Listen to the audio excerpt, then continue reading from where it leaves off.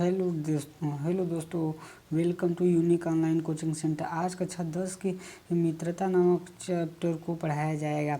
आप वैसे तो बुक से आप रीड कर ही चुके होंगे। अब हम ऐसे बात करते हैं कि किस प्रकार से गद्यांश से क्वेश्चन पूछे जाते हैं। गद्यांश से 2 क्वेश्चन रहेगा, आपको दिया रहेगा कि गद्यांश से थोड़ा थोड़ा लिख कर दे देगा। उसमें से 3-3 मार्क्स का 2 क्वेश्चन रहेगा। आपको उसमें से क्वेश्चन आंसर भी पूछ लिया रहेगा और गद्यांश से दिख पूछ लेगा कि इसका अर्थ बताओ। तो आज मैं उसको डिस्कस करने जा रहा हूँ और आप एक बार बुक को रीड कर लेते हैं, फिर उसके बाद इस वीडियो को वॉच करने के बाद आपको क्लियरली हो जाएगा और आप 6 मार्क्स कहीं नहीं जाएगा आपको। तो आइए हम यहाँ पर मित्रता नामक चैप्टर को देखते हैं कि गद्यांश में पहले कौन सा गद्यांश है और किस टाइप का क्वेश्चन है। और ये बहुत ही इम्पोर्टेंट क्वेश्चन है। इस नोट्स के ज़रिए आप अच्छी प्रिपरेशन कर सकते हैं फॉर यूपी बोर्ड एग्जामिनेशन। तो पहला क्वेश्चन क्या है, इसमें पढ़ लेते हैं। प्रश्न पत्र में केवल 3 प्रश्न अवश्य ही पूछे जाएंगे। अतिरिक्त प्रश्न अभ्यास एवं परीक्षा प्रयोगी दृष्टि से महत्वपूर्ण होने के कारण दिए गए हैं। प्रश्न नंबर 1 पहला देखते हैं क्या दिया। मित्रता से एक गद्यांश दिया है, उसको हम रीड कर रहे हैं। तो देखते हैं पहला, हम लोग ऐसे समय में समाज में प्रवेश करके अपना कार्य आरंभ करते हैं जबकि हमारा चित्त कोमल और हर तरह का संस्कार ग्रहण करने योग्य रहता है। हमारे भाव अविमार्जित और हमारी प्रवृत्ति अपरिपक्व रहती है। हम लोग कच्ची मिट्टी की मूर्ति के समान रहते हैं, जिसे जो जिस रूप का चाहे उस रूप का करे, चाहे राक्षस बनावे चाहे देवता। ऐसे लोगों के साथ रहना हमारे लिए बुरा है जो हमसे अधिक दृढ़ संकल्प के हैं, क्योंकि हमें उनकी हर एक बात बिना विरोध कर के मान लेनी पड़ती है। पर ऐसे लोगों का साथ करना और बुरा है जो हमारी बात को ऊपर रखते हैं, क्योंकि इस दशा में न तो हमारे ऊपर कोई दबाव रहता है, न ही हमारे लिए कोई सहारा रहता है। तो इस गद्यांश का अर्थ यह है कि जब हम लोग छोटे होते हैं, उसके बाद हम जब निकल कर बाहर आते हैं तो उस समय हमें कुछ किसी चीज़ का ज्ञान नहीं रहता। हमें जिस वातावरण में जैसा माहौल रहेगा, जिस परिवेश में जाएंगे, वहाँ के लोग जैसे रहेंगे, उस हिसाब से हम ढल जाते हैं, क्योंकि हमें तो कुछ मालूम रहता नहीं। हम इसमें कच्ची मिट्टी की मूर्ति के समान भी बताया गया है लेखक के अनुसार।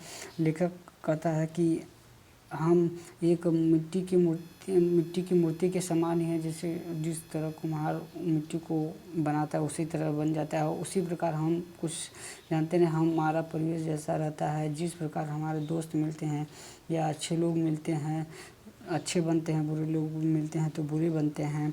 तो लेखक यह भी कह रहा है कि हमें ऐसे भी लोग नहीं मिलने चाहिए जो कि हमारे लिए मतलब हमको बड़ा बनाकर अपनी बात कहें, वहाँ भी बहुत बुरा होता है। और कुछ लोगों के साथ ऐसे भी नहीं रहना चाहिए कि वो लोग बहुत ख़राब हों, हमारा इफ़ेक्ट भी ख़राब हो। तो इसमें इस क्वेश्चन का पूछा गया है, क्वेश्चन अब पूछा गया है, प्रस्तुत गद्यांश का संदर्भ लिखिए अथवा गद्यांश के पाठ और लेखक का नाम लिखिए।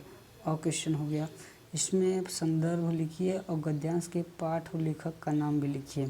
ब क्वेश्चन क्या कर रहा है, रेखांकित अंशों की व्याख्या कीजिए।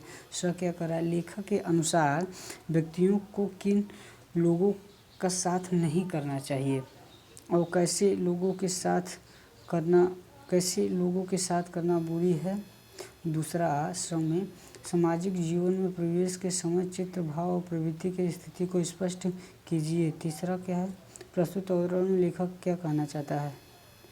चौथा क्या है, सामाजिक जीवन के प्रारंभिक समय में हमारी क्या स्थिति होती है। यहाँ पे इस नोट्स में तो अच्छा दे दिया है कि अपमार्जित जो उसमें वर्ड था उसका मतलब बिना शुद्ध की हुई प्रवृत्ति, मन का झुकाव, परिपक्व, अविकसित जो पका नहीं हुआ, अपरिपक्व मतलब ताज़ा ताज़ा नया निकल कर आया हो। जो पूछा गया था पहला क्वेश्चन का आंसर क्या पूछा था, प्रस्तुत गद्यांश संदर्भ सहित व्याख्या लिखिए तथा लेखक का नाम भी लिखिए। प्रस्तुत तो हमको अपने यहाँ इस नोट्स के जरिए भी मैं आपको बता देता हूँ और ऐसे भी बता देता हूँ उत्तर। प्रस्तुत गद्यांश या गद्य अवतरण आचार्य रामचंद्र शुक्ल जो इसके लेखक हैं द्वारा लिखित एवं हमारी पाठ्य पुस्तक हिंदी के गद्य खंड में संकलित मित्रता नामक निबंध से अवतरित है। बस इसको लिखते ही आपको 2 मार्क्स मिल जाएंगे पक्का, क्योंकि उसमें 3 ही आता है। एक तो ये फिक्स है, आएगा ही आएगा। प्रस्तुत गद्यांश का संदर्भ लिखिए। गद्यांश के पाठ के लेखक का ना ये फिक्स है, श्योर है, 2 नंबर देकर जाएगा। आप हर एक चैप्टर के लेखक का नाम और कौन सा चैप्टर का नाम और कौन सा निबंध है, कहानी है, क्या है, उसको तो याद कर लेना है। यहाँ पे दे भी दिया है। पाठ का नाम मित्रता, लेखक का नाम आचार्य रामचंद्र शुक्ल। अब जो उसमें क्वेश्चन पूछा गया था, प्रथम रेखांकित अंश की व्याख्या, तो उत्तर देखते हैं। लेखन का कथन है कि जब हम अपने घर या हमने पहले भी बात की थी, वही लेखक को बोला है। लेखन का कथन है कि जब हम अपने घर से बाहर से निकलकर समाज में कार्य आरंभ करते हैं तब प्रायः अपरिपक्व होते हैं।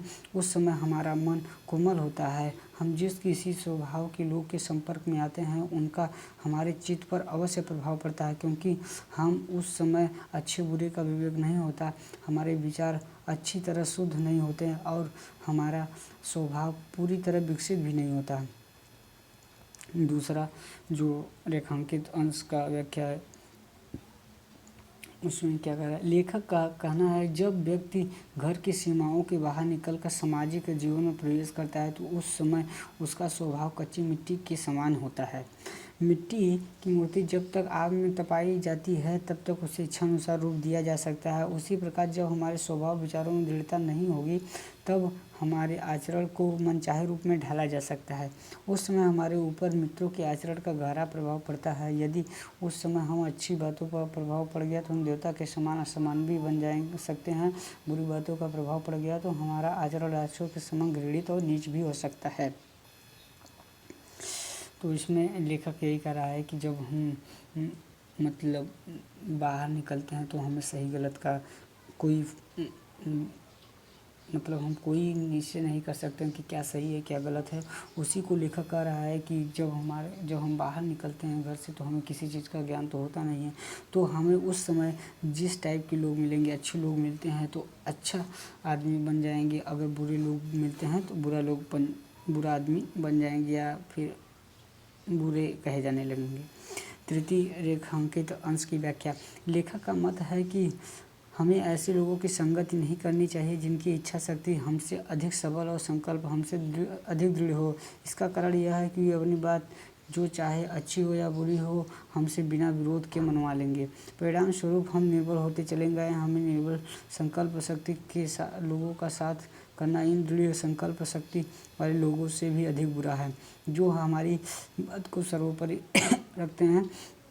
ऐसी स्थिति में उचित प्रतिरोध का और सहयोग के अभाव में हमारी प्रवृत्तियां भी बिगड़ सकती हैं। तात्पर्य यह है कि हाँ में हाँ मिलाने तथा अच्छी बुरी दोनों बातों का समर्थन करने वाले व्यक्ति सच्चे मित्र नहीं हो सकते हैं।